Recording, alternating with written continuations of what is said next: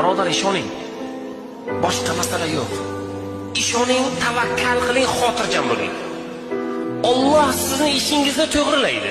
Boshqa masala yo'q.